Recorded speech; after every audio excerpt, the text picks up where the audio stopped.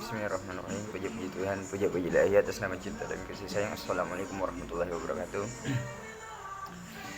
Baik, perkenalkan nama saya Muhammad Nur Rahman.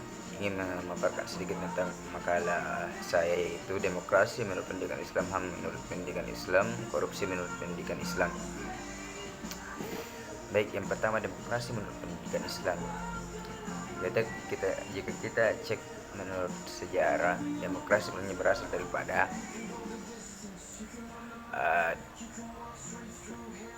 demokrasi awalnya muncul di Yunani kuno sebagai parlemen pengawas daripada pemegang kekuasaan di masa Yunani kuno, agar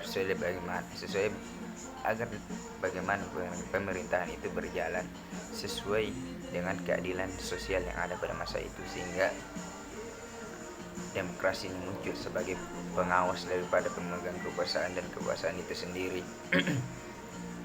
Nah, bagaimana nih pendidikan Islam, apakah demokrasi pun ini ada? Jika kita perhatikan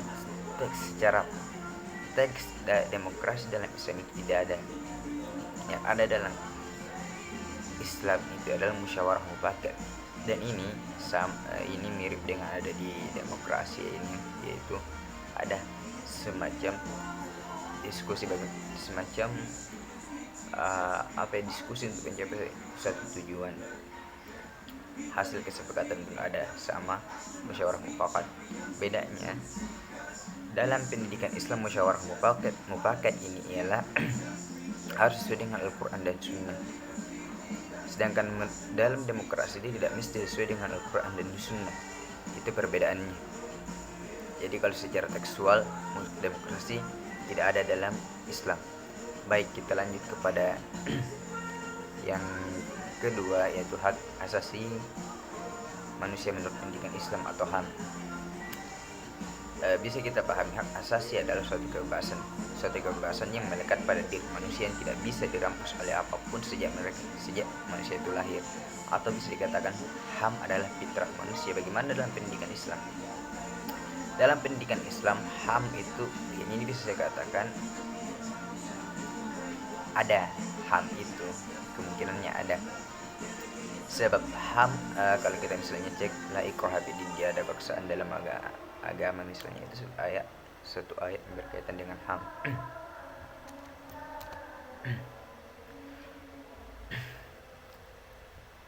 Jadi kita lanjut kepada korupsi menurut pendidikan Islam. Bagaimana korupsi dalam pendidikan Islam itu sendiri adalah sesuatu yang terlarang. Jika kita cek misal dalam ada ayat yang berarti bahwa dilarang seorang mukmin itu mengambil satu harta yang bukan haknya. Dan kalau kita cek korupsi, yaitu mengambil harta yang bukan haknya, itu adalah korupsi. Namun jika kita cek secara kebahasaan, korupsi bermakna merusak atau perusak. Secara kebahasaan ini berasal daripada bahasa Latin kuno, itu korupsi. Jadi, nah, mau secara kebahasaan, penjelasan awal pertama tadi tentang perampasan hak itu adalah korupsi, atau pengertian kedua tentang secara kebahasaannya, ini keduanya adalah sesuatu yang terlarang dalam Islam. Kedua hal ini adalah sesuatu yang terlarang. Baik, yang terakhir adalah civil society menurut pendidikan Islam. Bagaimana itu civil society? Civil society dalam Islam pun itu ada. Namun tentu tidak sama, hampir sama, bisa katakan itu hampir sama, karena civil society pun sama memberikan perlindungan dan hak-hak yang harus dipenuhi oleh satu negara itu ada. Misal kalau kita cek piagam Madinah, itu civil society ada di dalam piagam Madinah, bahwa orang Yahudi tidak boleh mengganggu Muslim, begitu pun sebaliknya Nasrani tidak boleh mengganggu Muslim dan Yahudi, begitu pun sebaliknya, dan mempraktikkan agama sesuai dengan apa yang tertulis dalam kitab sucinya. Itu adalah ayat tentang civil society, bahwa manusia memang dalam bernegara itu berbeda-beda, jadi tidak masalah gitu, dan harus dilindungi hak-hak itu. Hak-haknya harus dilindungi masyarakat sipil. Dan sedikit tambahan, masyarakat sipil ini, civil society, atau bisa terjemahkan sebagai masyarakat sipil, karena society bermakna masyarakat, sipil ya sipil. adalah jiwa daripada satu bangsa atau negara. Jika tidak ada masyarakat dalam negara tersebut, masyarakat sipil negara tersebut tidak bisa dikatakan sebagai negara. Sebab